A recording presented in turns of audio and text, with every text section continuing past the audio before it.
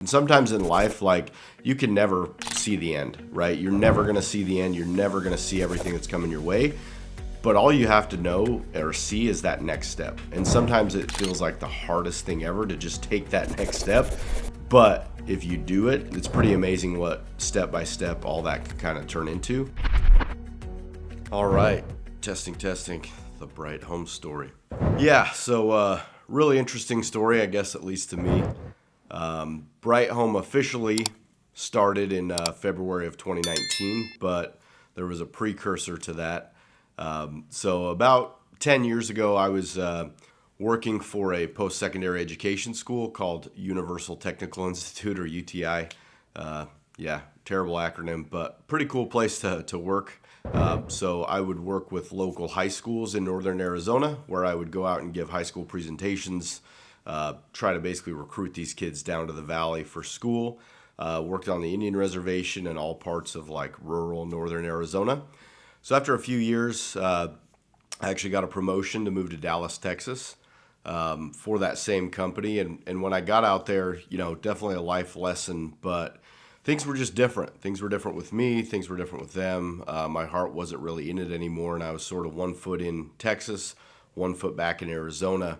And so after about 3 or 4 months, I was let go from UTI. And I remember at the time, like, that was one of the hardest, if not the hardest things that I went through, being fired from a 6-figure corporate career. It kind of caused a lot of introspection of like, is this really life? Did I just kind of top out? Is it all just going to be worse from here? And so I remember at that time trying to figure out what I wanted to do. I knew I had 2 options. One was I had friends that were trying to get me to sell solar, but I didn't want to do that because it was door-to-door sales. And then the other option was I could get my real estate license and do that. So I kind of chose the path of least resistance, which to me was getting my real estate license.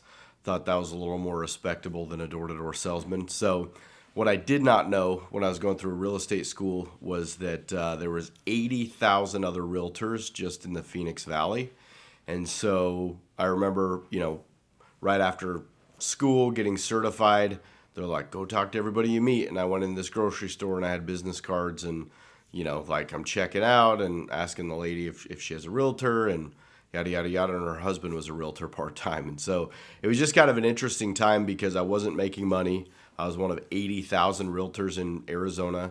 And so at that same time, I had somebody that I knew pretty well that was telling me, hey, come do solar, come try solar. So I finally said, hey, I'll give it a week. I'll come sell solar for a week. I wasn't making money, in real estate. So went out there, followed a guy for a little bit in the neighborhood. And I thought, well, if he can do this, I can definitely do this. So remember my first day going out there, knocking on doors, felt really different, really weird. But I actually set an appointment with a couple. And then 2 days later came back, and my friends at the time that were selling solar, they're like, hey, you just set an appointment. We'll come back and help you close the sale. So I set the appointment. 2 days later, come back, and they did not help me close the sale. I actually had to close it on my own. But they were there for a call with the paperwork. And so at that point, it was kind of this aha moment of like, man, I finally had that first taste of success after about 5 or 6 months of literally failure, low self-esteem, wondering what life was. And it was kind of just that first jolt of positivity that was going to propel me in the right direction. And so I took that opportunity, and in my first 3 months selling solar, I earned over $100,000, which was completely life-changing. Not just the money, but the self-confidence, the self-esteem, the feeling that I finally found something that I was really good at. And, with me moving to Arizona, I knew 2 people. That's it when I moved here. And I've now been here 13 years, and it's been really cool to establish my life. But it all kind of started with those moments of failure, try something, and then it stuck. So at that point, I said, okay, I'm going to go all in on this solar thing. And with that, I helped grow this company for 2.5 years that a friend had owned into multiple states. And I remember at that time I was sort of acting like an owner because I remember talking with him after about 6 or 7 months that I was with the company. I said, hey, if I help you grow and expand, could I get ownership? And he said, yeah, that's definitely something we can figure out. So I went for about 2 to 2.5 years. I lived in California, Nevada, Texas, Arizona, basically on the road building this solar sales company. And some other things went down. And after that, it was like, okay, now it's time to like, hey, am I really getting ownership or what? So I remember sitting with this person, and this was like my very best friend at the time, and asking him, say, hey, so like, what's the deal? And I could just tell it was different. He said, yeah, we can give you ownership. It would probably be like 5%. And if we ever sell, and it's like, well, that definitely wasn't what we talked about. But I remember thinking, and I told him, I said, hey man, like it's all good. Just kind of let me be and do what I want to do. You do what you got to do. And I understand that. So still hung around there for a couple months trying to figure out what I wanted to do. And I remember people caught wind of it, knowing that I wanted to do something else. And I had kind of multiple offers to help start other solar sales companies. And the people that I would talk with, it just kind of never felt right. And so I remember one day, it was the very last day of May in 2018. I was at the Yard House up in Desert Ridge restaurant. And I remember just setting an intention. I just said, hey, whatever my path is, like, please just show it to me. So after that, I went home. I turned off my cell phone and just went to bed because I just didn't, like, people were asking, like, hey, what are you going to do? Do you want to work together? Do you not? What do you want to do? So I went to bed. Next morning I woke up, turned my phone on, and I had a message from a guy named Matt Shaker, who I'd known for quite a while, but I had never really ever dreamed of being in business with him. And he said, hey, are you still doing that solar thing? And I was in just kind of a weird place. I was like, yeah, it's going well, whatever. I tried recruiting him for a year. And he said, well, I'm working at this company. They just restructured their program, and I don't want to start all over. I'm thinking of bringing a few guys to do solar. And I said, dude, call me. So to me, that was just kind of the sign of like, hey, like, let's check this out. Let's take that next step. And sometimes in life, like, you can never see the end, right? You're never going to see the end. You're never going to see everything that's coming your way. But all you have to know or see is that next step. And sometimes it feels like the hardest thing ever to just take that next step. But if you do it, it's pretty amazing what step by step all that can kind of turn into. So I met with him and his wife that June 1st, 2018, Thirsty Lion in Tempe, Arizona, and we literally wrote this all out. And when we started that company, and it's kind of been our motto ever since, was, Matt's idea. And he said, number one, if you're lying to me, I'll kill you, which, if you know Matt, that pretty much right on par. Number two, though, he says, oh, we got to take care of our people, and we got to take care of our customers. And beyond that, the rest will take care of itself. So we started as a sales organization June of 2018 as Volt Solar Pros. Pretty small operation. We actually made an agreement with the company I was previously working for them to handle like our payroll back end support, and that we'd be able to use their installation company for those solar installations. So we started doing that for a few months and had pretty good success. And then long story short, we were helping a friend out that owned another solar install company who's going to be on one of the podcasts. And we sent them an email saying if they had this certain lender, we would send our volume that way, which wasn't really true. We were just kind of helping them out. Well, when I sent that email, I accidentally CC'd the secretary of the company we're working under, which was a breach of the agreement. And so you kind of learn tough lessons, but when that all came out, it kind of turned into this battle of like, well, frick, we're gone. We're leaving. We felt like they weren't bringing any value for the money they were charging us. And then they were like, they had $80,000 of our money just sitting there that they had control over. So, first lesson in business, get things in writing. But second, you're going to have these instances where, you can't just sort it out people to people for various reasons. And so got lawyers involved. At the end of the day, we settled on a 50-50 split just for damages. And I remember my first taste of business was that, but with that individual not, best friend at the time, promising ownership and then not going through with it. But then the second was we settled on 50-50. And when it came to the settlement, he kept an extra 10%. So they got 60, we got 40. And it was just kind of an eye-opener of just people's true colors and a welcome to freaking business life, right? Everybody wants to be an entrepreneur because you can do your own thing, work your own hours, have all this time, balance, freedom. Well, that's not the case. Like, you get kicked pretty hard all the time, and it's a constant struggle of growth. It's a constant struggle of how do we improve. It's a constant struggle of adaptability, because if you don't adapt, you die, and that's really where we were after that. So we hopped around from installer to installer, kind of chasing lower red lines and better pay, and just terrible experience after terrible experience. And kind of the breaking point of what actually started Bright Home was probably one of the lower points after that, in our business and in life. So we partnered with this one installation company who a person we knew worked there. So we gave them 5 projects. They all had energy efficiency items like insulation, aerosil, LED lights. 2 or 3 of them had roofs. And so we gave those projects to that install company. The install company went and installed them, as they should, and then they filed for funding from the bank, and then they never paid us. Like, they went out of business. And so that was another like $70,000-$80,000, because if you think about it, like it was like our sales reps' commissions, a couple roofs were built into the loan that we had to pay roofing companies that they did, all these efficiency items. And so we made a decision, and I remember countless times Matt and I wouldn't take a paycheck. But what we did, and I'm grateful for, is we paid every single one of our people. So even though we didn't get paid, we paid them their commissions for the projects they did. We paid for the customers' roofs. We paid for all their efficiency items. We paid to get all those solar systems turned on and working, even though we weren't an install company. And at that point, it was kind of that breaking point of like, dude, I don't know if we want to keep doing this or not.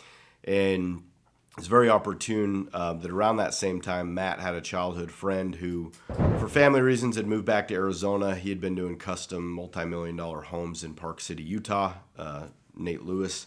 And he was kind of looking for something else to do. And so he ended up buying into the company, and we convinced him to start installing solar. So in 2019, we became a solar installation company, and all of that just derived from terrible experience after terrible experience and getting robbed from. And little did we know at the time that wasn't even close to the amount of money we would lose or get taken from us. But we came together and we said, 3 things were going to be our guiding principles. Number 1, take care of your people.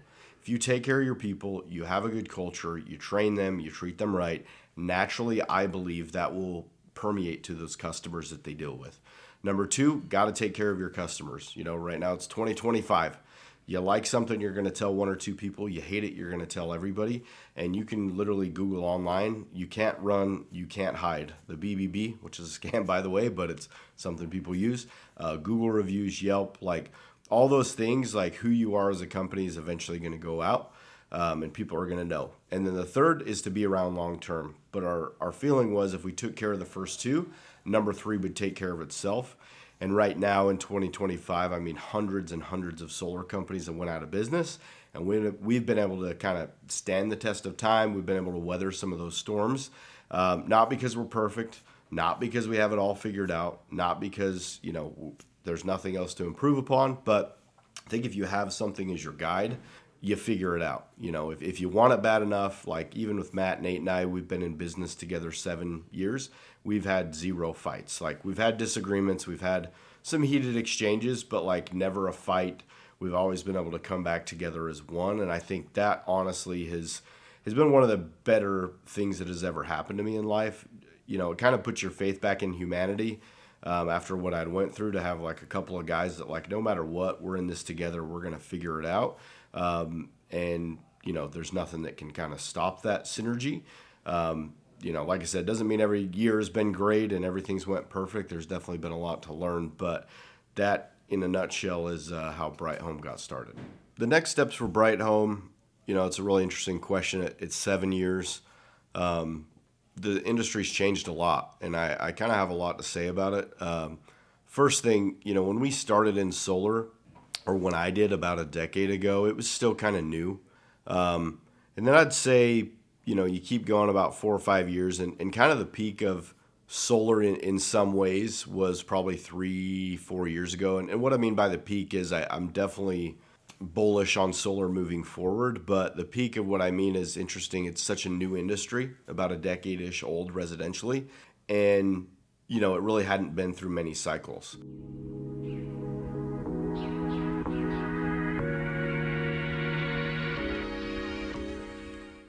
What I mean by that is this. So 3 years ago, man, everybody was freaking selling solar. Realtors were selling solar. Mortgage lenders were selling solar. Roofers were selling solar. People that couldn't sell shit were selling solar.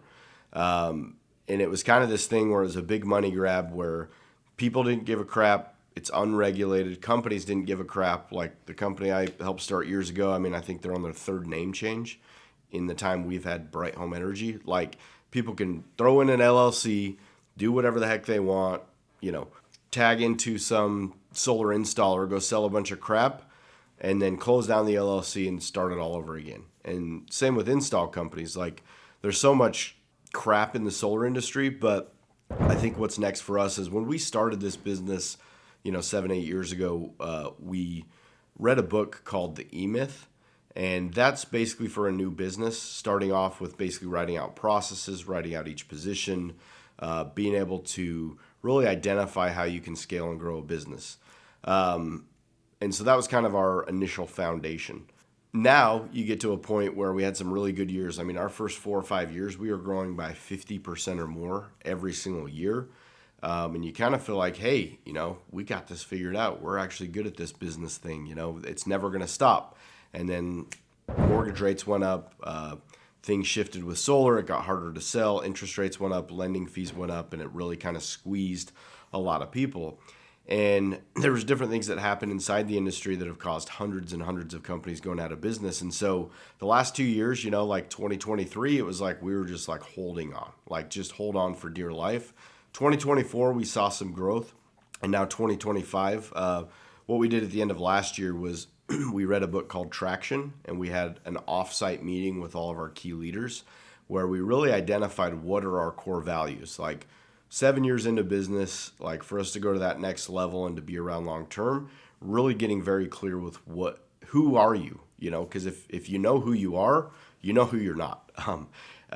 And it kind of just really simplifies things. And number two, like what is it that we bring to the marketplace that's actual value? Not pretend value, not perceived value, like what is actual value and how are we different than other companies? And what we're able to do beyond that too is identify all of our people. Like, are they the right person?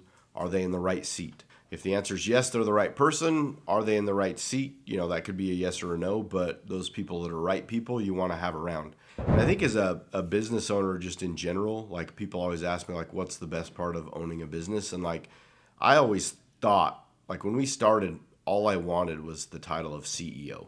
Like I wanted to put that on my LinkedIn, my Facebook, my Instagram.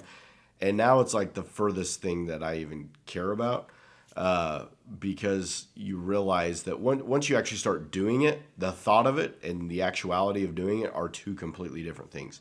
When I started, I was like, man, the best thing about a business, we're going to make a ton of money.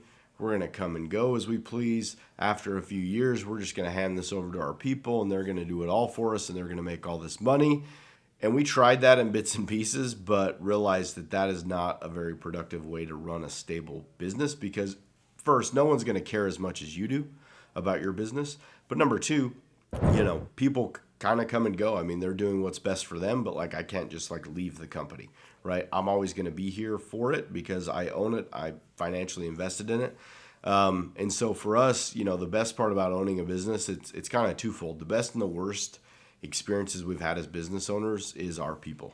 I could go on like having some of our people make life-changing money. Like we had a guy buy a house at 20 years old. Things like that, seeing people's lives change, that is like by far the most rewarding thing. And on the flip side, the most disheartening, hardest, most challenging times have been like we've been stolen from, internally, externally, broken into, getting stolen from like multiple times a year. It just is kind of, you become a little numb to it after a while, but you're just like, man, like, you kind of lose faith in humanity. But overall, it's like the best part of owning a business is how good your people are when they succeed, when they grow, to see their life change. And then the worst part is obviously, those negative experiences. And I think with solar, and maybe it's true in business, like solar has attracted some of the very best people to it. And it's also attracted some of the very worst people to it. And it's kind of hard to know the difference until you know the difference. And so with us, we're just committed to staying in our lane. We've built an awesome brand. We're built to be around long term. We're not the Walmart of solar. We're not the virtual assistant company of solar. We're not the install without permit and promise the moon and the stars. Like, we've kind of been boring, conventional fundamentals. It's not sexy. It's not like crazy exciting sometimes, but it's like those are things that last. Like doing business the right way, treating people the right way, treating customers the right way. Eventually, that compounds, and now it's like been pretty wild to see, even after we got very clear a couple months ago, just people coming out of the woodworks that want to work for us, people calling in that want to buy solar from us. Like, there is definitely something to getting clear about something. Who you are, speak so loudly that I can't hear what you say is kind of a quote that comes to mind. And the energy of us, the energy of the business is going to and continues to attract the right people. And we're just excited to see what's next. Probably enough for today, but I just kind of wanted to kick things off as we're going on this new journey together, just to give a little bit of a background about Bright Home Energy and who we are, what we stand for, and how we got to be here. Because, in life, like, we see things that we think are an overnight success, and they are, but they're like thousands and thousands and thousands and thousands of overnights that kind of turn into that one overnight success. So with us, we're just getting started here at Bright Home. We're built to last. We're going to be here. We're the company that those people whose solar company went out of business, they're now calling us. And so subscribe to this, join us on our journey. And more than anything, if you're a good person with aligned values, come be a part of this. Our goal and what we're going to have happen is we are going to be the go-to company in Arizona for the foreseeable future in solar. And so if that's something you want to be a part of, you want to grow, you want to expand and have a life-changing opportunity, hit us up and come be a part of the ride.